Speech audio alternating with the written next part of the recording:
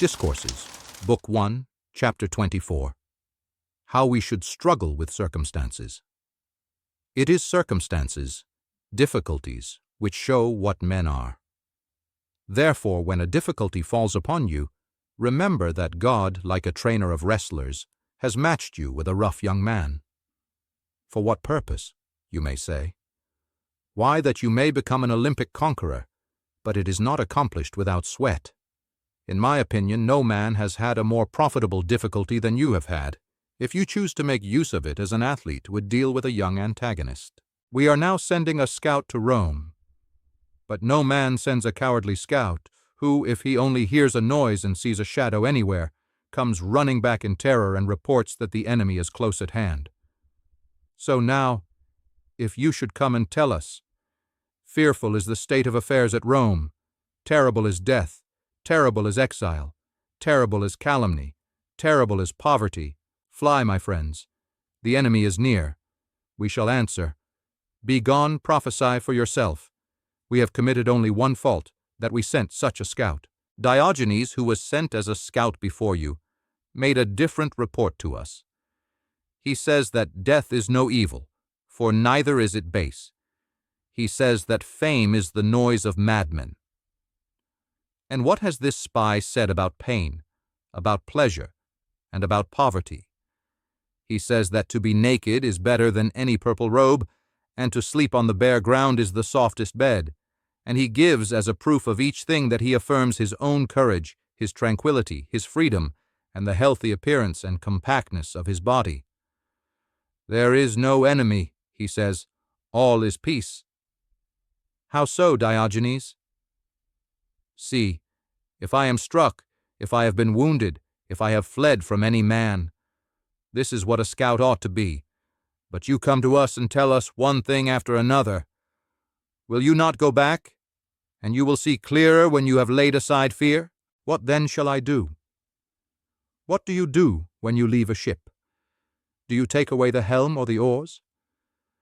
What then do you take away? You take what is your own, your bottle and your wallet. And now if you think of what is your own, you will never claim what belongs to others. The emperor says, lay aside your laticlave. See, I put on the angusticlave. Lay aside this also. See, I have only my toga. Lay aside your toga. See, I am naked, but you still raise my envy. Take then all my poor body. When at a man's command I can throw away my poor body, do I still fear him? But a certain person will not leave to me the succession to his estate. What then? Had I forgotten that not one of these things was mine? How then do we call them mine? Just as we call the bed in the inn. If then the innkeeper at his death leaves you the beds, all well.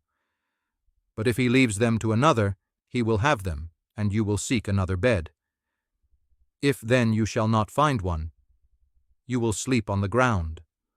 Only sleep with a good will and snore, and remember that tragedies have their place among the rich and kings and tyrants, but no poor man fills a part in the tragedy, except as one of the chorus. Kings indeed commence with prosperity. Ornament the palaces with garlands.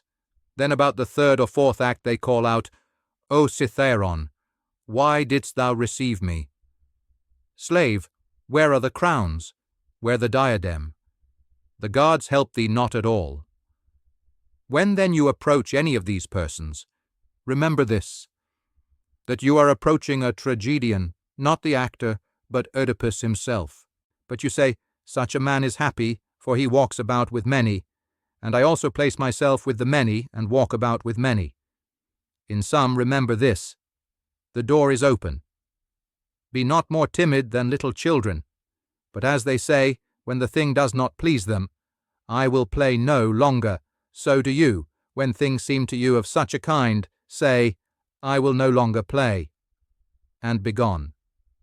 But if you stay, do not complain. In Discourses, Book 1, Chapter 24, Epictetus teaches that hardships are not evils but training from God, like a wrestling match that strengthens us.